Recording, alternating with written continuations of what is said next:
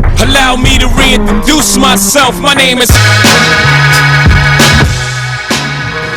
Han Solo. I'm Captain of the Millennium Falcon. Bond. James Bond. Up in the sky! It's a bird! It's a plane! It's Superman!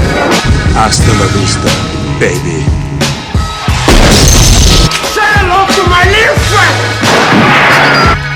Here's Johnny.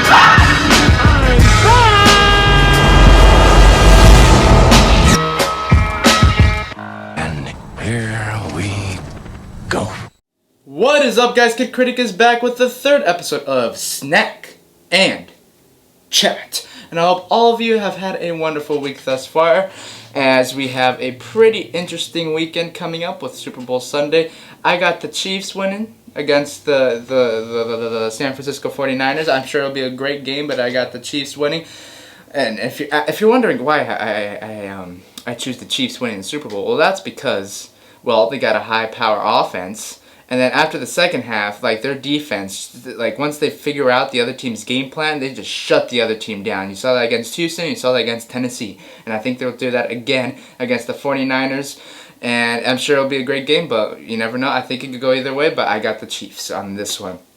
But I've had a pretty nice week this week. We're obviously coming off a not very good weekend, obviously, with the tragedy of Kobe Bryant and his passing and everybody who died on the helicopter, as well as his daughter.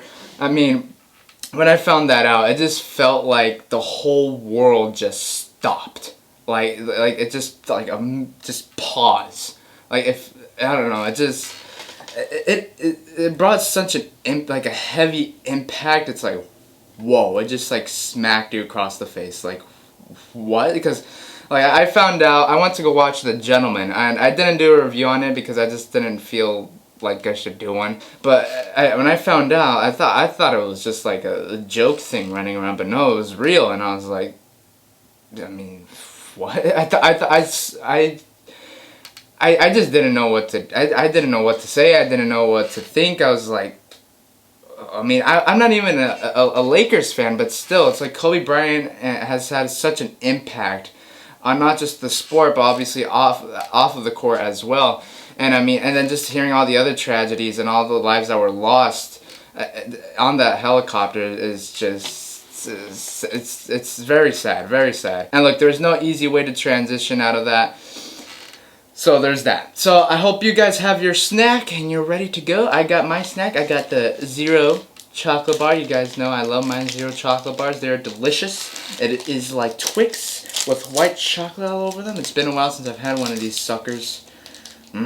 Delicious. But anyways, I just figured we can look at this. Look at this. Look at this. Delicious. Delicious.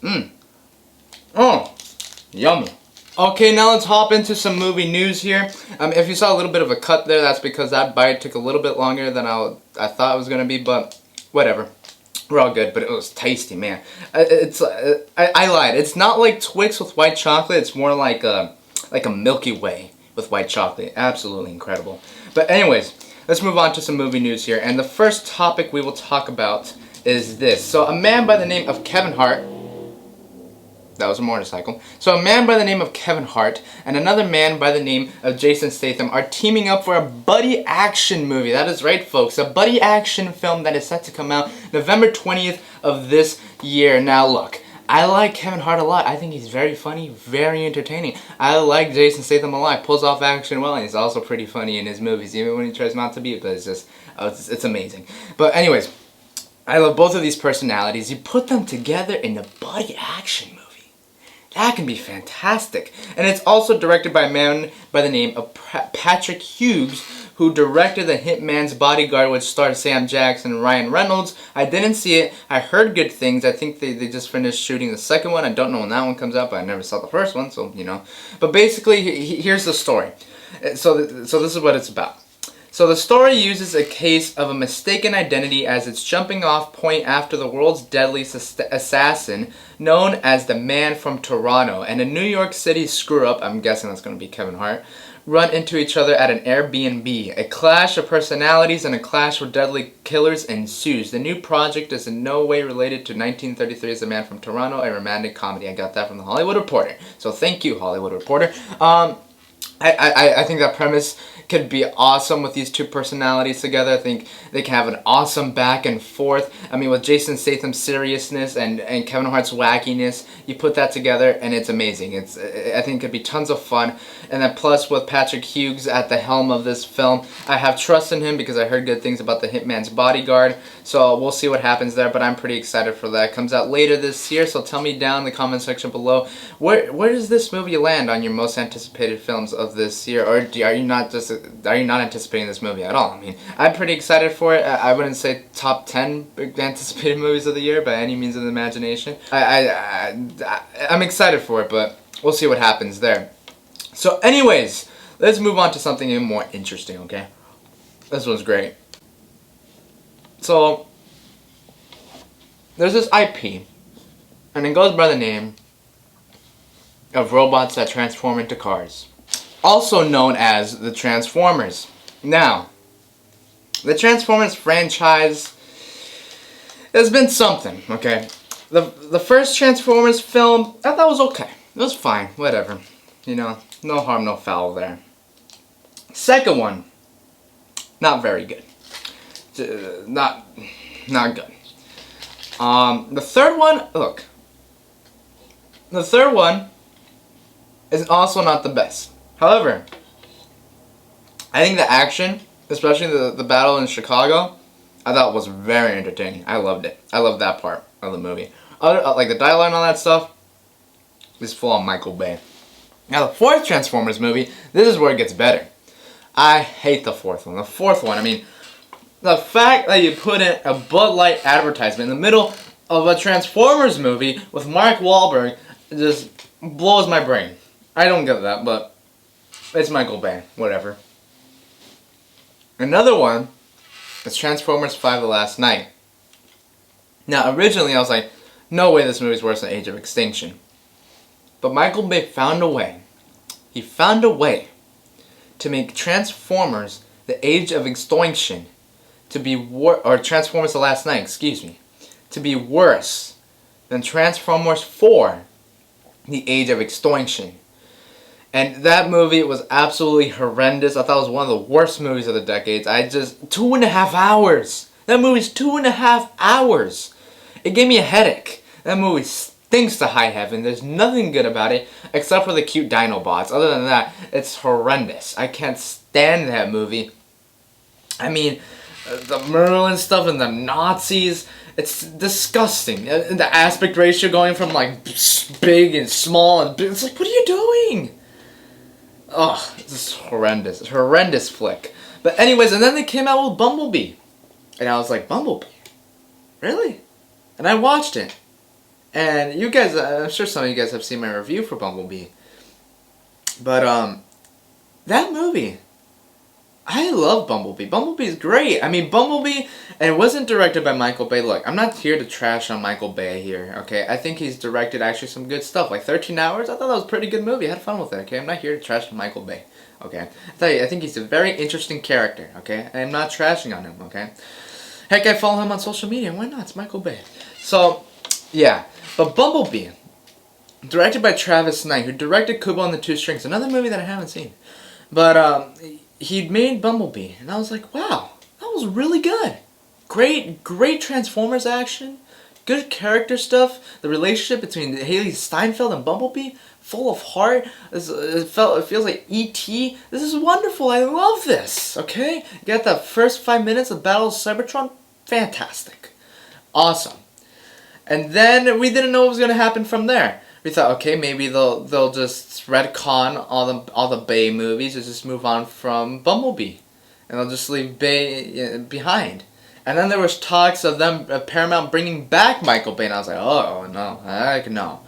And then it died down again, and we have heard nothing. And now reports are coming out that the Transformers franchise will get a revamp with 2 separate films in the works. Now they haven't said what it is. Now, now as far as like what could it be?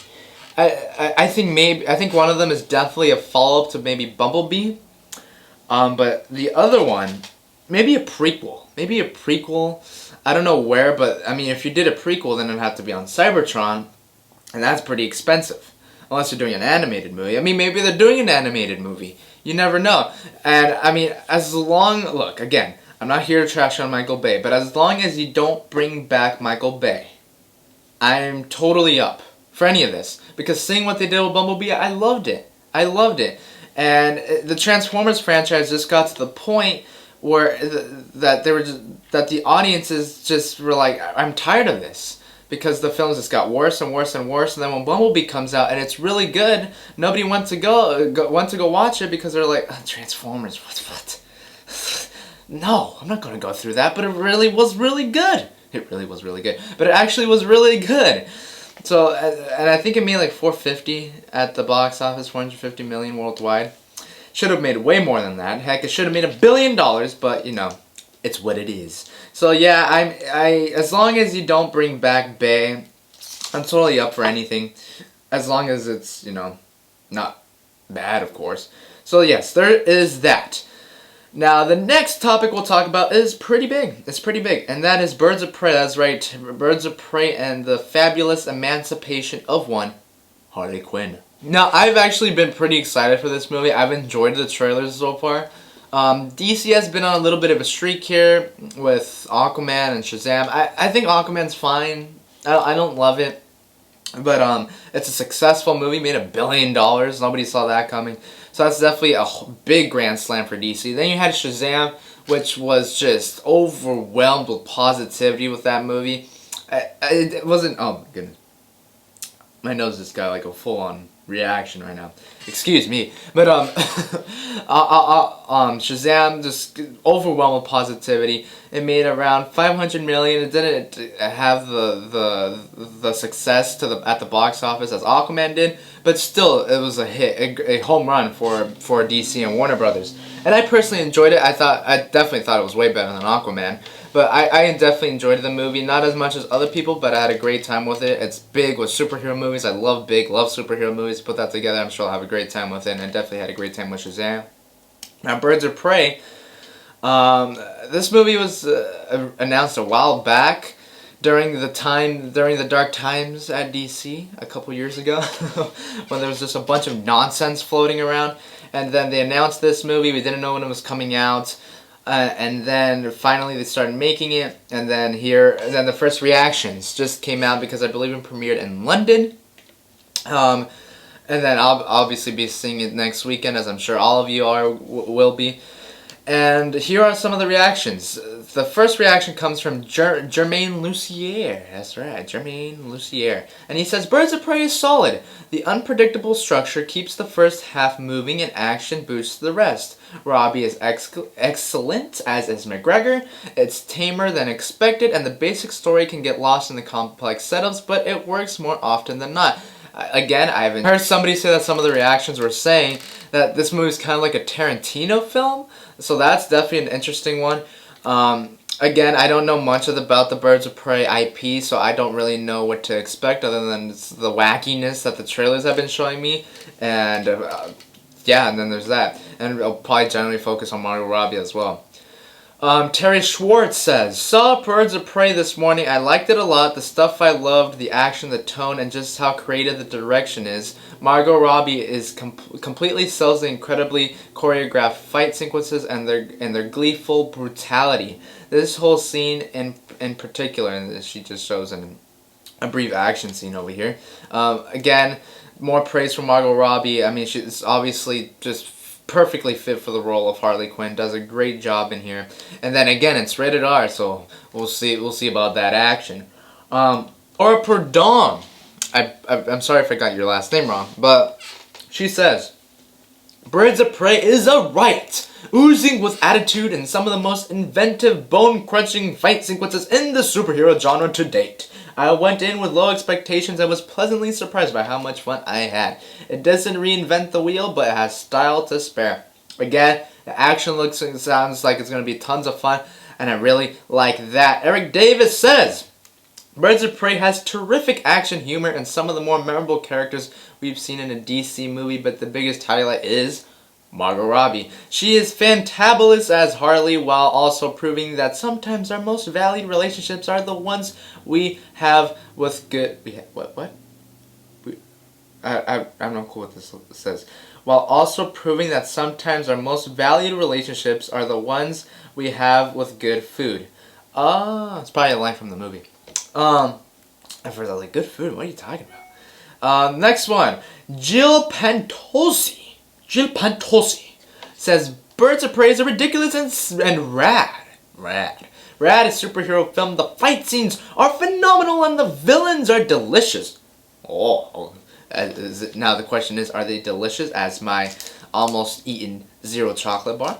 And he goes on and says, it shouldn't have taken this long to get Birds of Prey on Fillmore, considering what Warner Brothers was. I mean, that explains most of it. But it was a lot of fun. Again, it's a fun movie. Okay, cool to see. The Moonlight Warrior. Oh yeah. He says, two things I just got told. Gotta work a bit on my grammar. Two things I just got told about Birds of Prey from someone who's seen it. It's more Tarantino and less comic book film. It's a non-stop mix between comedy, action, and gore. Again, there's the Tarantino aspect I've been hearing about. Scott Mendelson, I've heard of him. He says, Birds of Prey is delightful. Well, is delightfully unassuming and unconcerned with its place in a large context. Interesting. It's a bonkers bananas crime comedy and a genuine party movie. Everyone is having a blast, but Mary Elizabeth Winstead plays Huntress like a supporting character from The Tick. It rocks. I've only seen the first 2 episodes of The Tick, by the way. It's Amazon Prime. I liked it. It's just that my problem with that was like books and shows. Even if I enjoy them, I start it and then I just forget about it. Even if I like it. Like The Tick was definitely one of them. Millicent Thomas. I'm probably going to read 5 more here. She says, Kathy Yon's Birds of Prey is a criminally fun celebration of sisterhood with some of my favorite fight scenes in recent memory. I was grinning from ear to ear, the entire thing making a pub debut with my review soon. That's another thing. The reviews don't come out until the day the film releases, and seeing how positive these reactions are, I mean, they're basically reviews. I don't understand that. Seeing how positive this is, some people are saying maybe it's a spoiler, maybe Joker shows up. I mean, there's been so much nonsense around Jared Leto's Joker that I'm just like, I don't know if he's going to come back. I don't think Joaquin's definitely not going to show up in this movie. If he is a part of this universe, I mean, again, with all these franchises like Birds of Prey, the MCU, and the Sonyverse, with all these cinematic universes, you just don't know where it's going. It's like everyone's starting off on a clean slate, and it's definitely something interesting to see. Eric Eisenberg, let's see what he has to say for himself. Birds of Prey isn't a Birds of Prey movie so much as it's a Harley Quinn movie featuring Birds of Prey. Yeah, that's what I was kind of expecting.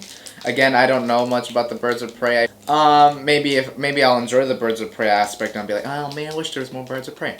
And that creates issues story-wise and in fleshing out characters, but it's a hell of a lot of fun. It's at its best when going full Harley vision, and Margot Robbie is clearly having a blast. I'm sure she did. I mean, I was just thinking about this the other day. She is like in every movie being talked about right now. I mean, Once Upon a Time in Hollywood, Bombshell, Birds of Prey. She is in everything right now, and good for her because she's definitely a talented one.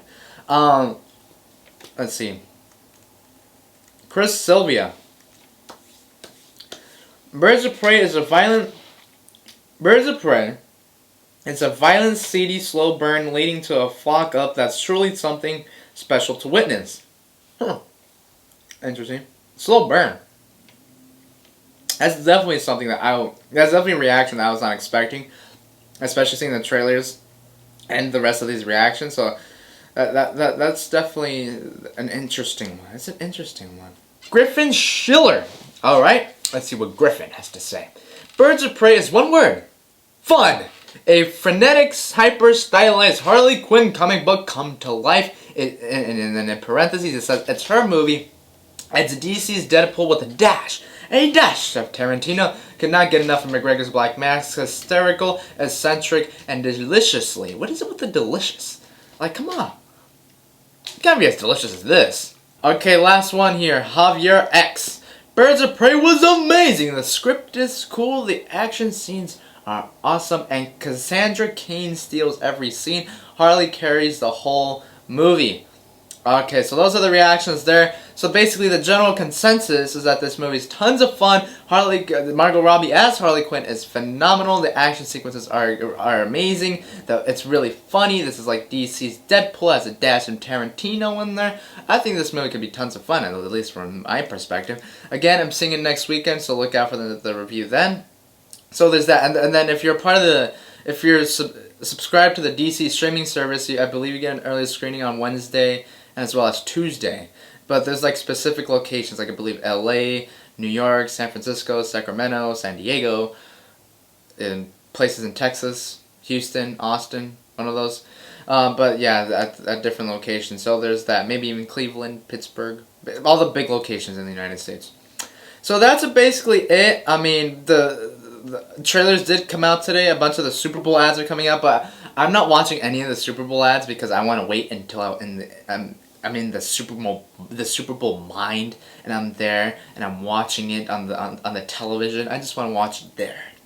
I don't know. That's just me. But the Fast 9 trailer did come out, but I haven't seen it because I gotta do a trailer reaction for it. However, the fact that they did a concert for a trailer or something is just incredible. I mean, only Fast and the Furious can do that, and it's absolutely amazing. Family forever. But that's definitely something. I mean, I hear some shocking stuff happens in the trailer. I don't know what happens, but I hear some shocking stuff happens in it. And I mean, there's some posters also came out for it. I saw somebody make a post that, I think it was Boss Logic actually, who made a post that everyone is crossing their arms in the posters. I thought that was pretty funny because it's true. Showing off their muscles. Looking at you, John Cena. But anyways, that's kind of it. We went down all the movie news. So I hope all of you enjoyed this installment of Snack and Chat. And make sure to like and subscribe because that's very important. And make sure to follow me at The Real Kid Critic on the Instagrams. And with that said, look out for the next video or review. Most likely be the Fast 9 trailer reaction, so look out for that. I'm sure that's going to be very entertaining. So with that said,